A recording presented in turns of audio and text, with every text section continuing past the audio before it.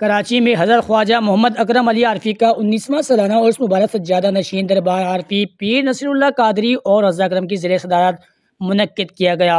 उर्स का आगाज़ तिलावत कुरान मजीद व फुरकान हमीद से किया गया।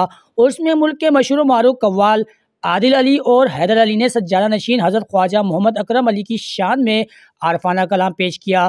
प्रोग्राम में मुरीदीन और चाहने वालों ने बड़ी तादाद में शिरकत की।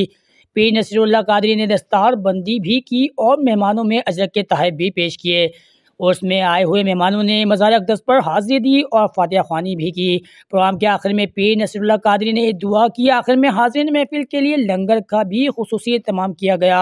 उसकी बेहतरीन कवरेज करने पर रज़ा करम ने MRY न्यूज़ का शुक्रिया भी अदा किया।